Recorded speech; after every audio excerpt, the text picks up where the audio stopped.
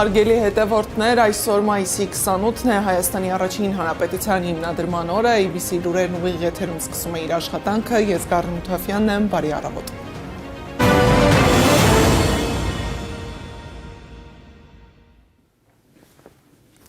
Հայաստանի առաջին հանրապետության հիմնադրման 108-րդ-ամյակն է։ Մայիսի 28-ը անկախության, ինքնիշխանության վերականգնման եւ հայկական իրավունքներին վերատիրանալու տոն է,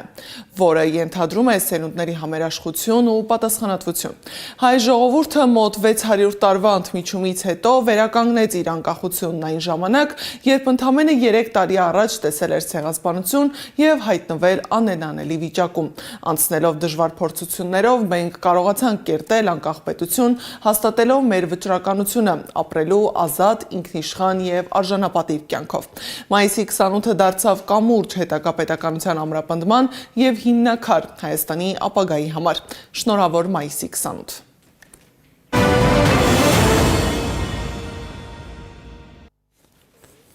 Իսկ արտաքին քաղաքական դաշտում, հատկապես հայ-ռուսական հարաբերություններում լարվածությունը պահպանվում է։ Արտագնա աշխատանքի նպատակով Ռուսաստան մեկնող Հայաստանի Հանրապետության քաղաքացիները հնարավոր է շուտով զրկվեն այնտեղ գնալու, ամիսներով մնալու եւ աշխատելու հնարավորությունից։ Պետդումայից են հնչում սպառնալիքները։ Ռուսաստանի Դաշնության Պետդումայի փոխնախագահը հայտարարել է, որ Հայաստանի քաղաքացիների համար ընթացիկ արտոնությունները, օրինակ Ռուսաստանի տարածքում առանց գրանցման երկարաժամկետ կեցության իրավունքը կամ աշխատանքի ընդունման պարզեցված կարգը հիմնված են ռազմավարական դաշնակցի կարգավիճակի վրա։ Եվ եթե Հայաստանի կառավարությունը նույն ձևով շարունակի, Հայաստանի քաղաքացիների համար գործող միգրացիոն հնարավորությունները չեղյալ կհայտարարեն։ Փորձագետն ասում է, որ սա նշանակում է առնվազն 300,000 քաղաքացի զրկվելու է եկամտի հիմնական աղբյուրից, իսկ պետական բյուջեն ահռելի մուտքերի կորուստ է ունենալու։ Տարեկան մենք արտերկրից մասնավոր տրանսֆերների տեսքով ստանում ենք մոտավորապես 6 միլիարդ դոլարի փոխանցումներ, որոնցից 3.8 միլիարդ դոլարը դա այն է, ինչ Ռուսաստանից տրանսֆերների տեսքով ուղարկվում է։ Այսինքն մենք 3.8 միլիարդ դոլարի գումարից զրկվելու ենք, դա նաև անդրադառնալու է մարդկանց կենսամակարդակի վրա։ Ըստ ռուսական կոմերսանտի, Ռուսաստանի Դաշնության էներգետիկայի նախարարը պաշտոնական Երևանին նամակ է ուղարկել նախազգուշացնելով գազային համաձայնագրի հնարավոր միակողմանի դադարեցման մասին։ Խոսքը 2013-ին ստորագրված համաձայնագրի մասին է, որով Ռուսաստանը առանց մաքսատուրքի Հայաստան էր մատակարարում գազ, նավթամթերք եւ չմշակված ադամանդ։ Եվրոպական միության հետ Հայաստանի փոխգործակցության խորացման ուղղված շարունակական գործնական քայլերը եւ ԵՄ-ին անդամակցելու Հայաստանի կառավարության հռչակած դգտումը վտանգում են հայ-ռուսական, առևտրատնտեսական եւ ներդրումային համագործակցության հիմնարար բարձր մակարդակի պահպանումն ու զարգացումը, որի հիմքերից են երկկողմ միջազգային պայմանագրերը։ ԵՄ-ին անդամակցելու Հայաստանի փորձերը չեն համապատասխանում տասնամյակների ընթացքում երկու երկրների միջև հարգանքի, փոխշահավետության հիման վրա կառուցված գործընկերության բնույթին եւ Ռուսաստանի կողմից բազմիցս ձեռնարկված գործողություններին ուղղված Հայաստանի կարևորագույն կարիքները արտոնյալ հիմունքներով ապահովելուն։ Արտաքին գործերի նախարարությունը հայտարարել է, որ ստացել է Ռուսաստանի Դաշնության էներգետիկայի նախարարի նամակը եւ փոխանցել տարածքային կառավարման եւ ենթակառուցվածքների նախարարությանը։ Ռոսատոմի ղեկավար Ալեքսեյ Լիխաչովն էլ հայտարարել է, որ եթե Հայաստանը հրաժարվի ռուսական միջուկային տեխնոլոգիաներից, ապա կարող է կորցնել ատոմային էներգետիկայի ոլորտում կուտակած մասնագիտական կարողությունները։ Իզվեստիայի հետ հարցազրույցում նա նշել է, որ Հայաստանը Կովկասում միակ երկիրն է, որն ունի ատոմային էներգետիկա եւ դրա միջոցով ապահովում է երկրի էներգահամակարգի կայունությունն ու էներգամատակարարումը։ Նրա խոսքով այդ համակարգից հրաժարվելն ու ոլորտը կորցնելը կլինի տնտեսապես ոչ գրակետ քայլ։ Ռուսաստանի փոխվարչապետ Ալեքսեյ Օվերչուկը հայտարարել է, որ Մոսկվան Հայաստանին ուղարկում է լուրջ ազդակներ ԵԱՏՄ-ից դուրս գալու հետևանքների վերաբերյալ։ Նա ընդգծել է, որ Երևանի համար ԵԱՏՄ-ից դուրս գալուց հետո Հայաստանում կյանքի որակը կընկնի, գներն էլ կաճը։ Օվերչուկի խոսքով ԵԱՏՄ-ում ոչ ոք չի ցանկանում, որ Հայաստանը դուրս գա միությունից։ Նա նաև նշել է, որ ԵԱՏՄ-ի արտոնությունները Հայաստանին տրվել են փաթեթային համաձայնագրով։ Նիկոլ Փաշինյանն էլ հայտարարել է, որ Հայաստանի Հանրապետությունը ոչ միայն չի պատրաստվում դուրս գալ ԵԱՏՄ-ից, այլև անդամ պետությունների ղեկավարներից միայն ինքն է, որ այդ կառույցում բարձրագույն երկու մարմին է ղեկավարում։ Ընտրությունից հետո կվերադառնա եւ ամեն բան կպարզաբանի։ Ինչ հայտարարություններ հնչում են, դրանք սին հայտարարություններ են։ Նրանք ովքեր այդ հայտարարությունները անում են, նրանք պարզապես մեր ժողովուրդը ասма տակ են, չէ՞։ Չեն հասկանում, որ նրանք փորում են Եվրասիական տնտեսական միության գերեզմանը։ Բառից բուն իմաստով։ Բայց ես ընտրություններից հետո կվերադառնամ, հիմա արձակուրդի մեջ եմ, առաջիկա նիստին մասնակցելու է Հայաստանի վարչապետի պարտականությունները կատարող փոխվարչապետը։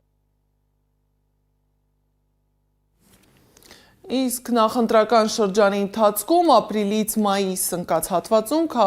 քննչական կոմիտեն 30 տանձի նկատմամբ հարուցել է հանրային քրեական հետապնդում, նախաձեռնել 79 քրեական վարույթ։ 15-ի նկատմամբ որպես խափանման միջոց կիրառել են կալանքը, 11-ի նկատմամբ տնային կալանքը, 6-ի նկատմամբ վարչական հսկողությունը, 1-ի նկատմամբ դաստիարակչական հսկողությունը, 5-ի նկատմամբ բացակայելու արգելքը։ 79 քրեական վարույթից 5-ը 9 անձի վերաբերյալ մեղադրական եզրակացությամբ ուղարկել են դատարան, հարցաքննել են մոտ 1000 անձ։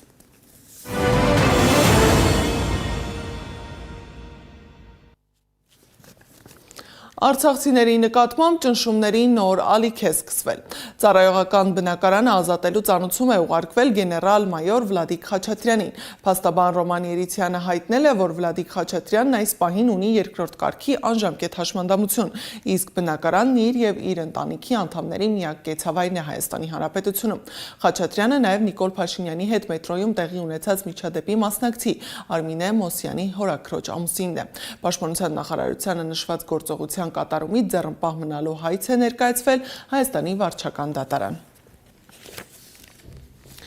Արցախի ազգային ժողովի նախկին նախագահ Բաքվում պահվող Դավիթ Իշխանյանն է հերթական ուղերձը հղել ադրբեջանական բանտից, հնչեցնելով կոշտ քաղաքական գնահատականներ եւ մեղադրանքներ։ Իշխանյանի հայտարարության ամենասկանդալային դրվագն այն է, որ դեռևս գերության առաջին ամիսներին ադրբեջանցի պաշտոնյաները անուղղակիորեն հասկացրել են, որ իրենց ճակատագիրը կախված է Հայաստանի իշխանության ցանկությունից։ Երևս 2024 թվականի հունվար-փետրվար ամիսներին այն անդհատները պաշտոնական անձիկ, որ մեր հետ շփվում էին, հարաբերում էին մեզ, հուշում էին, անուղղակիորեն հասկացում էին, որ դուք այստեղ եք այնքան ինչքան ցանկանան Հայաստանի իշխանությունները։ Մենք նախ ուշադրություն չէինք դարձնում, զարմանում էինք, ինչպես կարող այդպես լինել, ինչպես մեր հայրենի իշխանությունները չէին ուզենա, որ մենք վերադառնանք անմիջականորեն, բայց այսօրվա տեսանկյունից արդեն ամեն ինչ պարզ է եւ հասկանալի, որ ցավոք այդպես է, ցավոք զարգացումները եւ այս դատավարության գործընթացը քաղաքական զարգացումներին, այդ թվում Հայաստանում տեղ ունեցող քաղաքական զարգացումներին համապատասխանեցնելու առումով մեզ ուրիշ կարծիք չի թողնում, որպեսզի ուրիշ կարծիք ունենանք, այլ այդ կարծիքը դառնում է համոզմունք։ Հատկապես վերջին զարգացումների վրա, երբ որ ղարաբաղցիների հասցեին ինչ-որ, այսպես ասած,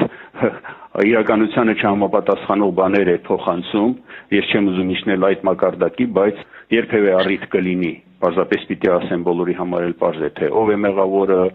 ով եւ ում, այսպես ասած, գործունեության արդյունքում այս ամենը տեղի ունեցավ։ Ինչևէ, 3 տարի է, մենք այստեղ ենք, մոտորապես 3 տարի է, պիտի ասեմ, ոչ սկզբունքայնությունը, ոչ ողջախոհությունը, ոչ ոգու եւ ոչ կամքի ուժը մեզ չեն լքել եւ չեն դավաճանել, այսուհետ էլ այդպես է լինելու։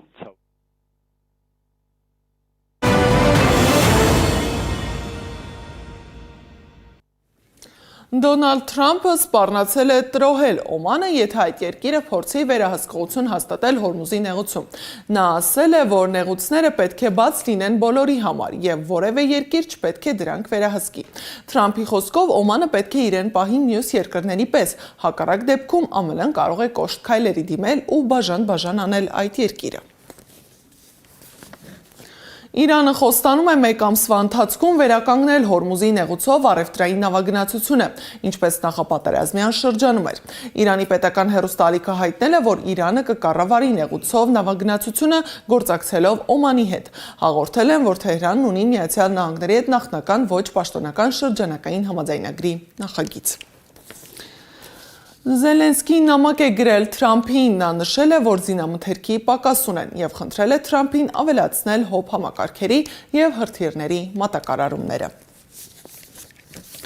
Եվ վերջում եղանակի մասին։ Երևանում եւ առանձին շրջաններում այսօր սպասվում է կարճատև անձրև եւ ամպրոպ։ Տեղ-տեղ հնարավոր է նաեւ կարկուտ։ Օդի ջերմաստիճանը կշարունակի բարձրանալ։ Այս ժամի համար նախատեսել էինք այսքանը, շարունակեք հետևել մեզ սոցիալական բոլոր հարթակներում, ABC լուրերը եթերում կլինի ժամը 12-ին, կհանդիպենք առայժմ։